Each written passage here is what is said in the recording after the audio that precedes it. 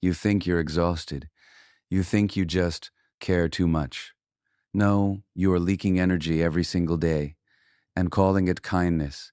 If you're an empath, your nervous system is always on, always scanning, always absorbing. You walk into emotional atmospheres and your body reacts before your mind does. And you've been telling yourself, that's a gift. Here's the brutal truth.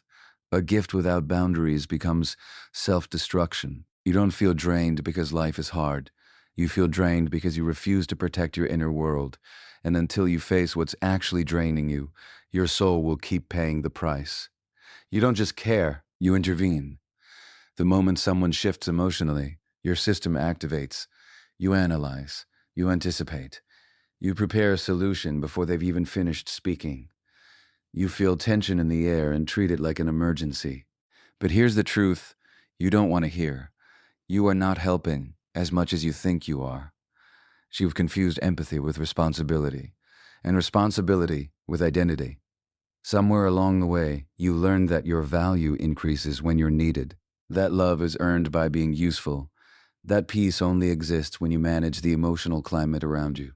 So you fix, you advise, you soothe, you sacrifice, and you call it compassion. If your self-worth collapses when nobody needs you, that's not compassion. That's dependency in disguise. You feel uncomfortable when others struggle. Not because you're weak, but because their discomfort triggers your old survival wiring. Maybe you grew up in chaos. Maybe you learned that tension meant danger. So now, as an adult, you try to eliminate emotional friction wherever you go. Here's the harsh realization. Not every problem is yours to solve. Not every silence needs filling. Not every broken person wants to heal. Some people are attached to their pain. It gives them identity. It gives them attention. It gives them excuses. And when you rush in to rescue, you rob them of growth while draining yourself in the process. That's not noble. That's unsustainable. But another uncomfortable truth, when you fix people, you subtly position yourself above them. You assume you know what's best. You assume they can't handle their own emotions. That dynamic creates imbalance, and imbalance breeds resentment. You end up exhausted. They end up dependent, and the cycle repeats. You think you're preventing abandonment, but overfunctioning actually attracts people who underfunction. The more you overgive, the more you attract those who undergive. And then you complain about being drained. You can't keep volunteering for emotional labor and then be shocked that you're tired. Here's the mindset shift that changes everything. Support is not the same as saving. Support stands beside. Saving stands in front. Support empowers. Saving controls. The next time someone struggles, pause. Don't rush. Don't perform. Let there be space. Let there be discomfort. Let them process. You are allowed to witness pain without absorbing it. You are allowed to care without carrying. If they ask for help, offer guidance, not take over. If they don't ask, respect their autonomy. Your nervous system might scream at first. It will feel wrong. It will feel selfish. That's just old programming resisting change. But growth for an empath isn't becoming colder. It's becoming disciplined with your energy. You are not a rehabilitation center for emotionally unavailable people. You are not a therapist for partners, friends, and strangers. You are not responsible for preventing every emotional collapse around you. Your soul is drained because you've been living in emergency mode, and the real healing begins the moment you realize that you don't have to earn your place in anyone's life by fixing theirs. You know deep down that you need space, that you need time to recharge, that your life cannot revolve entirely around other people's emotions. But the moment you say no, guilt floods in, you over-explain, you apologize, you justify yourself, you shrink, hoping the discomfort you feel won't hurt anyone else. Here's the brutal truth. The people who get angry or upset at your boundaries were benefiting from you not having any. Think about it. Every time you've allowed yourself to be available at the cost of your energy, someone else's life ran smoother. Their discomfort never needed addressing because you absorbed it. Their chaos was buffered by your presence. And when you finally step back, they feel the absence, not because they need help, but because they were used to free labor. That guilt you feel, it's a socialized weapon designed to keep you in your place. And it's working. Here's another harsh reality. Boundaries are not selfish. Sacrifice disguised as nobility is not love. Overfunctioning does not make you good. Constantly prioritizing others over yourself does not make you stronger. It makes you smaller. It robs you of energy, joy, and clarity. It forces your mind into chronic overdrive and your soul into slow decay. Every time you ignore your limits to maintain someone else's comfort, you're teaching yourself a dangerous lesson: that your well being is negotiable, that your peace is expendable, that your life exists to support the emotional labor of others. And here's the kicker: when you fail to protect your energy, resentment grows silently, invisibly. You think you're being compassionate, but the universe doesn't care about good intentions. It only measures what you tolerate. Here's the small but powerful shift: discomfort is not danger. Your discomfort when asserting a boundary is temporary. Their discomfort when you assert it is their problem, not yours. You are allowed to say no without justification. You are allowed to protect your time, your mental space, your energy. You are allowed to step back without guilt. Boundaries are not walls, they are armor. They are the only way your sensitivity can survive in a world that constantly tries to drain it. When you finally see boundaries as protection rather than betrayal, you stop apologizing for existing. You stop overfunctioning. You start valuing your own energy as sacred. And that is the key to stopping the slow, silent drain that leaves an empath exhausted, bitter, and lost. Your mind will resist. Your heart will protest. But your soul will thank you. Stop confusing boundaries with betrayal. Start treating them as your lifeline. You've felt it 1,000 times. That heavy, sinking feeling after a conversation. The tension that lingers in your body long after someone has left. That inexplicable exhaustion that comes from nowhere. Here's the truth: you're absorbing energy that isn't yours. You don't just listen, you merge. You don't just observe, you internalize. Every subtle shift in tone, every microexpression, every unspoken tension gets lodged in your nervous system. You pick up on emotions that aren't yours to carry, and your body reacts as if they are. You take on burdens that were never designed for you, and you call it empathy. Shocking truth number one: empathy, without detachment, is self-destruction. Every time you absorb someone else's fear, anger, or sadness, your nervous system goes into survival mode.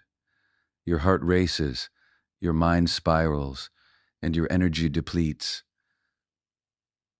Over time, this constant emotional intake becomes anxiety, burnout, and resentment, a slow erosion of your very soul. And here's another hard reality: not everything you feel belongs to you. You were never meant to be a sponge for the world. You weren't designed to mirror the pain of strangers, the anxiety of friends, or the unresolved issues of loved ones. Yet, because your sensitivity is intense, you unconsciously take these and as your own. You mistake absorption for connection, sympathy for responsibility, and presence for ownership. This is why you walk away from people feeling exhausted.